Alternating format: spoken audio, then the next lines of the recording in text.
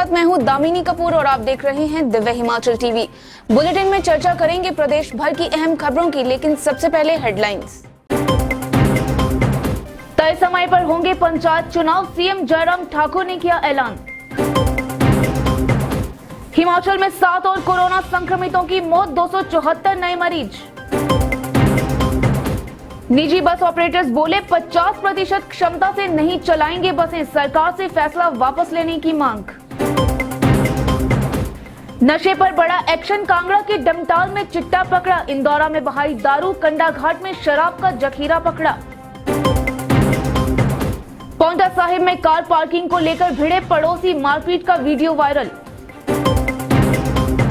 भाजपा प्रदेशाध्यक्ष सुरेश कश्यप का पलटवार, मुकेश अग्निहोत्री तो खुद एक्सीडेंटल नेता प्रतिपक्ष हैं। कांग्रेस बोली शहीद अंचित शर्मा के परिजनों को मिले नौकरी, जांबाज के अंतिम संस्कार में किसी मंत्री का न आना शर्मनाक। और प्रदेश में 7 से शुरू होगा बारिश और बर्फबारी का सिलसिला और सर्द हुई रातें। आगे बढ़ते हैं विस्तृत समाचारों के साथ। बेशक प्रदेश में कोरोना के केस बढ़ते जा रहे हैं, लेकिन हिमाचल सरकार तय समय पर ही पंचायत चुनाव करवाने जा रही है। ये ऐलान सीएम जयराम ठाकुर ने किया है, देखिए ये रिपोर्ट। मुख्यमंत्री जयराम ठाकुर ने कहा है कि हिमाचल में पंचायती राज संस्थाओं के चुनाव समय पर करवाए जाएंगे। संवैधानिक बाध्यता के तहत जो समय निर्धारित है उसमें ही चुनाव होंगे। सरकार इसके लिए पूरी तरह से तैयार है। उन्होंने कहा कि एक तय एसओपी के साथ यहाँ चुनाव होंगे। मुख्यमंत्री ने कहा कि कोविड-19 को लेकर उच्च न्यायालय द्वारा दिए गए दिशा निर्देशों का पालन सरकार करेगी। इसमें जो भी व्यवहारिक होगा उसे किया जाएगा। हालांकि इस बार सरकार के 3 साल का जश्न नहीं मनाया जाएगा। चुनाव एक्ट के प्रोविजन के अंतर्गत होता है। चुनाव आयोग उसके लिए तिथि निर्धारित करेगा। अगर चुनाव आयोग सरकार से रिपोर्ट लेंगे कोविड सिचुएशन पर, वो प्रस्तुत कर दी जाएगी और उसके बाद चुनाव की तारीखें चुनाव आयोग ने तय करनी और उसके बाद हमने चुनाव का संचालन करने में सरकार की ओर से, प्रशासन की ओर से सहयोग होगा उसमें। और उसके बाद मेरा सिर्फ इतना ही कहना है कि हम एक बात को सुनिश्चित करेंगे, अगर कोविड के मामले इसी प्रकार से चलते रहे तो हिमाचल प्रदेश में जो जिस दिन पोलिंग होगी, पोलिंग वाले दिन सोशल डिस्टेंसिंग के साथ कैसे हो सकता है, क्राउड वहां पर ना हो, उस बात को सुनिश्चित करने के लिए क्या मैकेनिज्म हो सकता है, चुनाव आयोग के साथ चर्चा करेंगे और जो पूरा एसओपी के साथ मुझे लगता है कि इसको करने की आवश्यकता। और उसके बाद जो जब परिणाम निकलता है, जो सेलिब्रेशन होती है, उस सेलिब्रेशन के बारे में मेरा तो बड़ा साफ मानना है, अगर मामलों में इसी प्रकार से बढ़ोतरी रही तो सेलिब्रेशन पर पूर्ण रोक होगी। प्रदेश में कोरोना का प्रकोप रुकने का नाम नहीं ले रहा। शुक्रवार को अंतिम सूचना मिलने तक राज्य में 7 संक्रमितों ने दम तोड़ दिया। इस दौरान 274 नए मामले सामने आए हैं, जबकि 477 लोगों ने महामारी को मात दी। कोरोना के बढ़ते मामलों ने हिमाचल की चिंता और बढ़ा दी है। शुक्रवार को भी इसका कहर नहीं थमा और अंतिम समाचार मिलने तक राज्य में 7 और संक्रमित लोगों की मौत हो गई। इसी दौरान 274 नए मामले सामने आए हैं। हालांकि 470 मरीजों के ठीक होने से राहत जरूर मिली। नए मामलों में शिमला जिला में 128, बिलासपुर में 45, मंडी में 26, कुल्लू में 24, किन्नौर में 23, ऊना में 12, चंबा में 9, हमीरपुर में 6 और कांगड़ा में 1 मरीज शामिल है। नए मरीजों को मिलाकर प्रदेश में अब संक्रमितों का आंकड़ा 42,971 हो गया है, जिनमें 7,895 एक्टिव केस हैं। वहीं प्रदेश में अब तक 34,350 मरीज स्वस्थ हो चुके हैं, जबकि संक्रमण से अब तक 692 लोगों की जान जा चुकी है।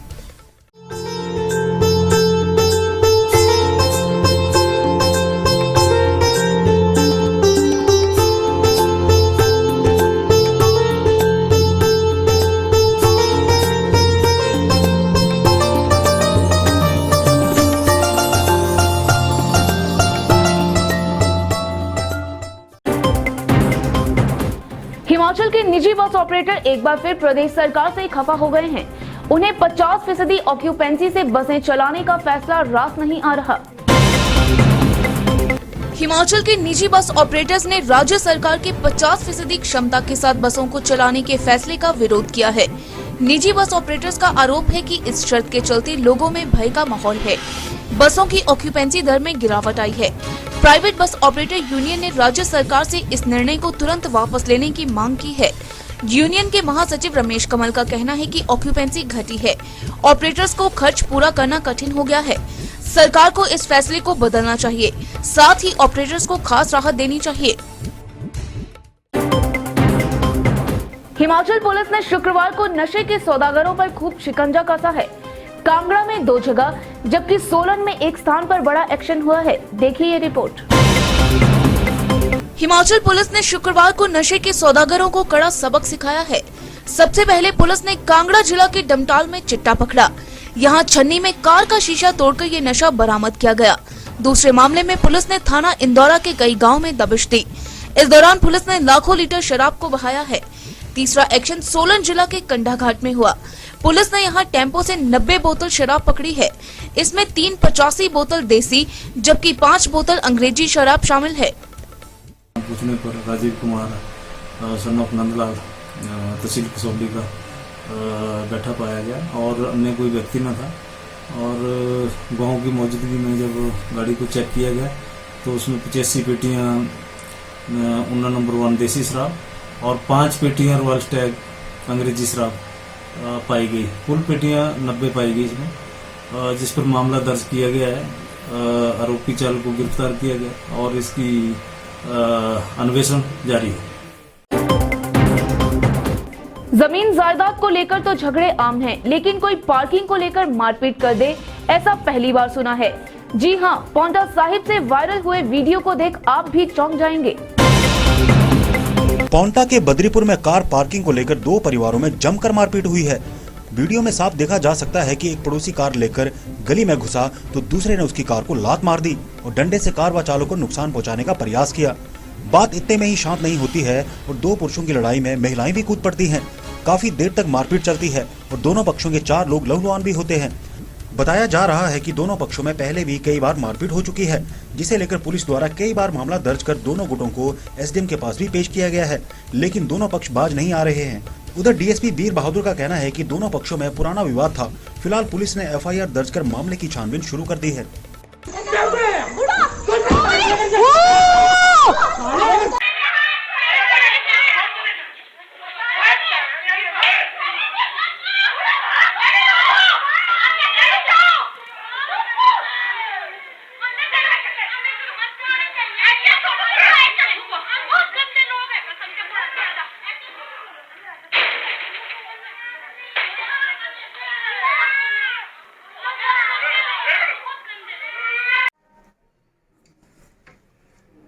पुलिस थाना पौंटा के अंतर्गत बदरीपुर में एक विवाद हुआ था 2 परिवारों के बीच में, जो कि गाड़ी की पार्किंग को लेकर विवाद था, क्योंकि वो गली है, रास्ता है, तो उसको लेकर विवाद हुआ था, जिसमें काफ़ी आपस में जो है उनमें मारपीट भी हुई थी। जिसके बाद पुलिस ने उनका दोनों ही पक्षों का मेडिकल करवाकर उसमें क्रॉस एफआईआर दर्ज की थी और जो भी रेलिवेंट सेक्शन उसमें बनते थे, जो भी हमें एविडेंसेस मिले हैं घटनास्थल पे, तो उसके अनुसार अलग अलग इन्वेस्टिगेटिंग ऑफिसर इसको इन्वेस्टिगेट कर रहे हैं। हिमाचल की सियासत में इन दिनों पर्सनल अटैक का दौर चला हुआ है। नेता प्रतिपक्ष की मुख्यमंत्री के खिलाफ की गई व्यक्तिगत टिप्पणियों के बीच अब भाजपा प्रदेशाध्यक्ष भी कूद पड़े हैं और मुकेश अग्निहोत्री पर पलटवार किया है। भाजपा प्रदेशाध्यक्ष सुरेश कश्यप और दरंग के विधायक जवाहर ठाकुर ने कहा कि मुकेश अग्निहोत्री कोरोना संकट के बीच अनाप शनाप बयानबाजी कर रहे हैं। जयराम ठाकुर को एक्सीडेंटल सीएम कहने वाले मुकेश अग्निहोत्री खुद एक्सीडेंटल नेता प्रतिपक्ष बने हैं। उन्होंने कहा कि भाजपा किसी परिवार की पार्टी नहीं, अपितु कार्यकर्ताओं की पार्टी है, जबकि दूसरी तरफ कांग्रेस केवल एक परिवार की पार्टी बनकर सीमित हो चुकी है। कांग्रेस में अंतर्द्वंद चल रहा है और आश्चर्य की बात है कि युवा कांग्रेस के अब हिमाचल में 2 अध्यक्ष हैं। कुछ दिन पहले हमीरपुर कांग्रेस की लड़ाई उजागर हुई थी। क्या मुकेश अग्निहोत्री को अपनी पार्टी नहीं संभालनी चाहिए? देखिए, मुकेश अग्निहोत्री लगातार अनाप शनाप बयानबाजी करते रहे, कोरोना को लेकर भी और सरकार को लेकर भी। ये किसी एक परिवार की पार्टी नहीं है। कांग्रेस पार्टी तो केवल एक परिवार तक सीमित रह गई है, लेकिन हमारी पार्टी में। तो मुकेश जी का जो बयान आया बहुत ही मैं कहना चाहूँगा निंदनीय है। इस प्रकार की बात उनको नहीं करनी चाहिए। उनको देखना चाहिए कि उनकी पार्टी की क्या स्थिति है। आज कांग्रेस के लोग जिनके पास जो वैसे तो